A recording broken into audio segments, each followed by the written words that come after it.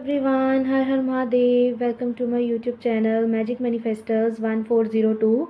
तो आज हम रिलेशनशिप को कैसे मैनिफेस्ट करें, कैसे रिलेशनशिप की प्रॉब्लम्स को दूर करें, इन सब के बारे में बात करने वाले हैं। ठीक है।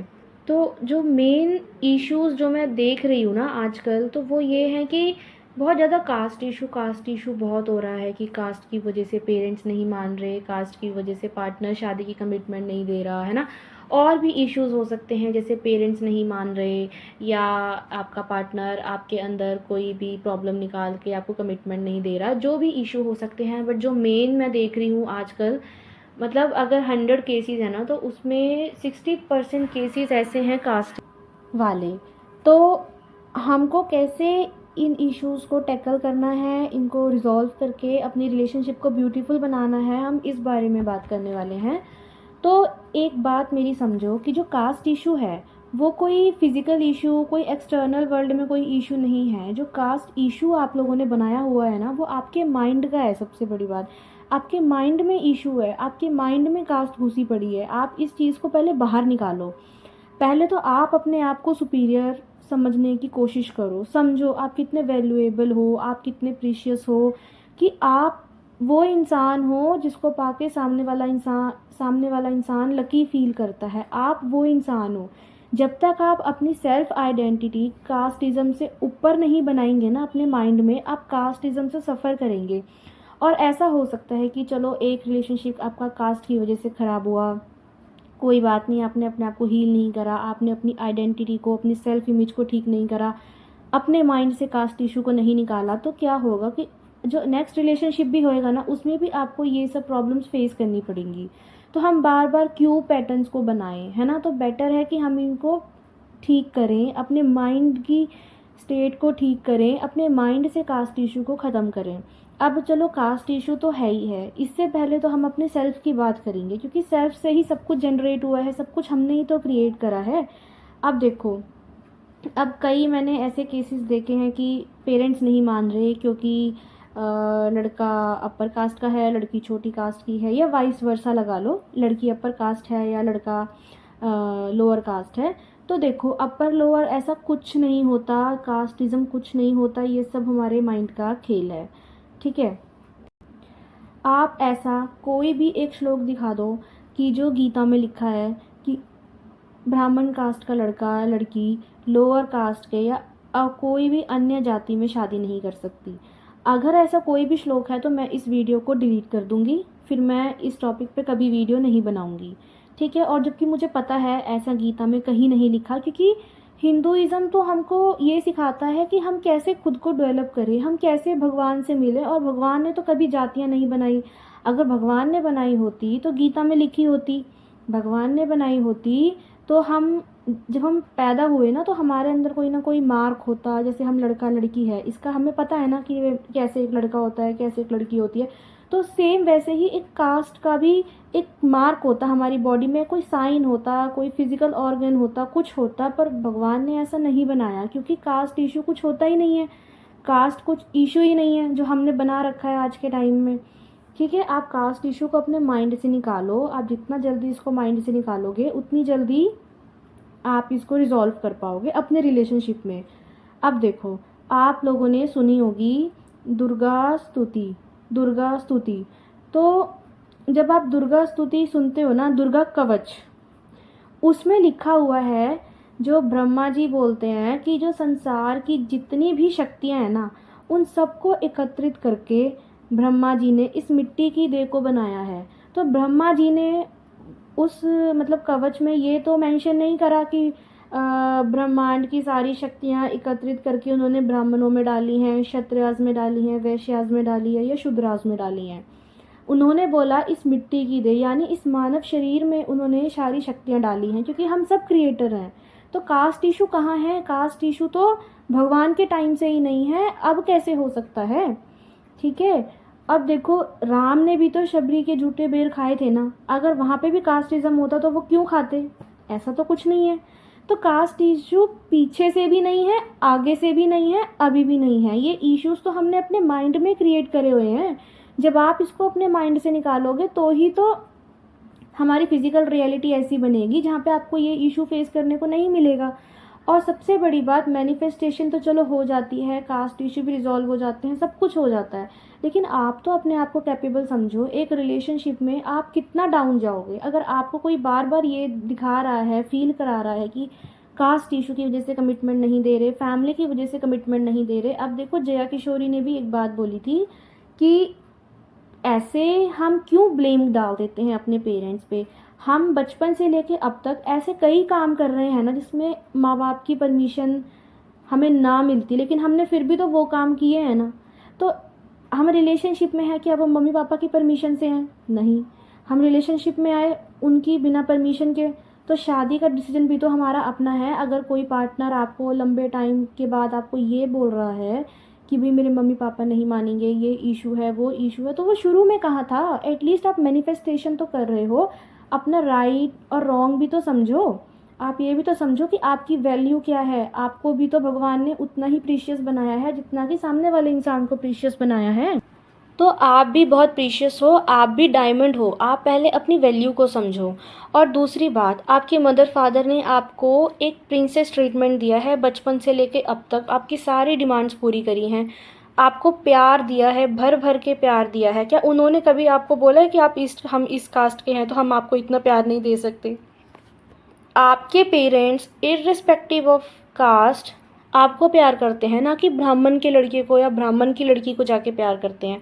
तो प्लीज़ आप ये इश्यूज़ को निकाल लो, क्योंकि बहुत ना कास्ट इशू हो रहा है। ठीक है, अगर हम ही शुरुआत करेंगे ना इसको मिटाने की, तो धीरे धीरे ना कई रिलेशंस में से भी ये चीज़ें निकल जाएंगी। तो हमने कोशिश करनी है पहले अपनी सेल्फ वर्थ को बढ़ाना है, अपने ऊपर फोकस करना है। जब हम अपने ऊपर फोकस करेंगे, अपनी मेंटल हेल्थ पे काम करेंगे, याद रखना उतना ही बेनिफिट आपको मिलेगा आपके रिलेशनशिप में। हम लोगों ने ना डायरेक्ट रिलेशनशिप पे जंप नहीं करना। अगर सपोज करो आपको कमिटमेंट नहीं मिल रही, आपका ब्रेकअप हो गया है, नो कॉन्टैक्ट जोन चल रहा है, ब्रेकअप नहीं हुआ है, तो आपको सबसे पहले अपने माइंड पे और अपनी मेंटल हेल्थ पे सबसे ज़्यादा काम करना है। आप जितना ज़्यादा अपने माइंड पे काम करेंगे ना, आपको अपने माइंड की पावर समझ में आएगी कि आप कितने ज़्यादा पावरफुल हो। आपको ये समझ आएगा कि आपका क्या वर्थ है, आप कितने प्रीशियस हो, कितने वैल्यूएबल हो, और आप किसी भी रिलेशनशिप में कमिटमेंट की भीख मांगना डिज़र्व नहीं करते। सबसे पहले तो अपने माइंड में ये बात बिठा लोगे तो कास्ट इशू 50% to 60% वैसे ही डिज़ोल्व हो जाएगा। ठीक है, और याद रखना, रिलेशनशिप होता है ना जिसमें हम एक लड़का लड़की होते हैं, ये सारा है ना एक एनर्जी का खेल है, सब एनर्जी है। मैंने देखे हैं ऐसे ऐसे रिलेशनशिप, मैंने सक्सेस स्टोरी सुनी है, इसलिए मैं कहती हूँ सक्सेस स्टोरी सुनो। अपने पूरे दिन में से 1 घंटा या आधा घंटा ऐसा निकालो जहाँ पे आपको सक्सेस स्टोरी सुनने को मिले। यूट्यूब्स पे इतनी ज़्यादा अवेलेबल हैं, आप सुनो, कोई भी एक सुनो। ज़्यादा कंटेंट भी अपने माइंड में मत भरो, इससे कन्फ्यूजन क्रिएट होता है। लेकिन सक्सेस स्टोरी डेली एक सुनो, इससे आपका ना जो ट्रस्ट है वो डेवलप होएगा, फेथ बढ़ेगा आपका। ठीक है, जब आपका फेथ और ट्रस्ट बढ़ता है, आपका बिलीफ बढ़ता है, तो फिर मैनिफेस्टेशन तो ऑब्वियसली खुद ही होती है। जब हम खुद पे काम करते हैं, अपने माइंड पे, अपनी सबसे बड़ी बात अपनी मेंटल और फिजिकल स्टेट पे काम करते हैं ना, जब हम अपनी फिजिकल बॉडी पे भी ध्यान देते हैं ना, हम बहुत ज़्यादा अट्रैक्टिव होते हैं। हमारी जो अट्रैक्शन पावर होती है ना वो 10 गुना बढ़ जाती है जब हम अपनी फ़िज़िकल और मेंटल हेल्थ पे ध्यान देते हैं। ठीक है, और जब आप अपने सेल्फ वर्थ को समझ लेते हैं ना, तो आप 100 टाइम ज़्यादा अट्रैक्टिव फील करते हैं, खुद में भी, और सामने वाले तो चलो फील करते ही हैं। ठीक है, उसके बाद जब आपको लगे ना कि आप अपने आप को कम से कम 21 डेज तो अपनी हीलिंग के लिए दो ही दो, इसके बाद आप अपनी एफर्मेशंस पे शिफ्ट करो। मतलब जब आपकी थोड़ी हीलिंग होगी, जब आपको ये लगने लग जाए ना कि अब मैं उतना ज़्यादा डेस्परेट नहीं हो रही, उतना ज़्यादा ओवरथिंक नहीं कर रही अपने एसपी के बारे में या कमिटमेंट के बारे में या किसी भी इशू के बारे में, तब आप रिक्रिएशन करो अपनी रिलेशनशिप में, रिक्रिएट करो अपने पार्टनर को। आप जो जिनकी वजह से प्रॉब्लम्स आ रही हैं उनको रिक्रिएट करो। और ये बहुत ईजी है, आप अपने एफर्मेशन से हर किसी को रिक्रिएट कर सकते हो। एफर्मेशंस की पावर को हल्के में मत लो। आप अगर अभी अफर्म कर रहे हो ना कि आपका एसपी आपके लिए ऑब्सेस्ड है, तो वहाँ पे ना मूवमेंट्स होने शुरू हो गई हैं। अब आप अभी इतने बड़े नहीं हुए हो कि यूनिवर्स को आपको प्रूफ देना पड़े। तो प्लीज़ ये साइंस प्रूफ्स ये सब चेज़ करना छोड़ दो। ठीक है, अपनी एफर्मेशंस पे ध्यान दो, अपने माइंड पे ध्यान दो, अपनी खुशियों पे ध्यान दो। आप जितना खुश रहोगे ना उतनी जल्दी आपका मैनिफेस्टेशन होएगा।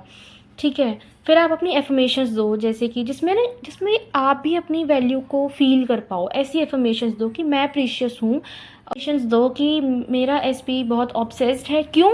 क्योंकि मैं बहुत प्रीशियस हूँ। और आप ना एफर्मेशंस का एक बारी 10K चैलेंज लेके देखो। इससे क्या होता है ना कि आपका माइंड ना, चाहे आप दिन में 1000 करो और वो 1 आवर में ईजिली हो जाती है। तो जब आप 10 डेज़ भी कर लेते हो ना, आपका माइंड ना वैसे 2-3 दिन में ही आपको बोलेगा कि बस रहने दे, बस ज़्यादा करने की ज़रूरत नहीं है, हो गया हो गया हो गया। तो आप एफर्मेशंस पे वर्क करो, आप एफर्मेशंस को प्रैक्टिस करो। मुझे पता है कुछ दिन आपको लगेगा कि ये बहुत ज़्यादा फेक है, ये क्या कर रही हूँ, लेकिन कुछ टाइम बाद ना आपको इसमें फ़ील भी आने लगेगी और आपका माइंड नेचुरली इसको एक्सेप्ट कर लेगा कि हाँ ऐसा है। और जब आपका सबकॉन्शियस माइंड ये एक्सेप्ट कर लेगा कि हाँ ऐसा है, तो भाई दुनिया की ऐसी कोई पावर नहीं है, ठीक है, कि जो इस क्रिएशन को होने से रोक दे।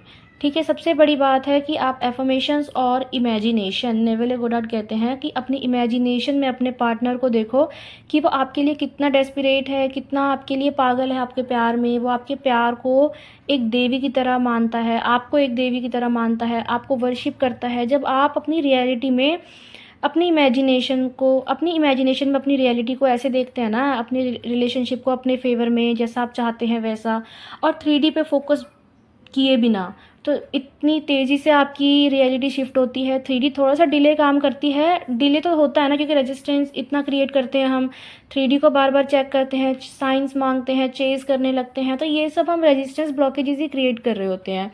तो नेविल गोडार्ड कहते हैं कि आप सिर्फ अफर्म करो और अपनी इमेजिनेशन पे यकीन करो। आप देखना आपकी 3D में वैसा ही रिलेशनशिप आपका होगा।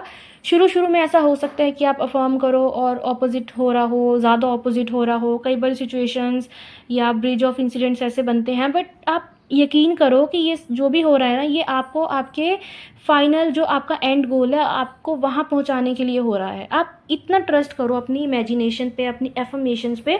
और एफर्मेशन, इमेजिनेशन इतने पावरफुल हैं विद मेडिटेशन।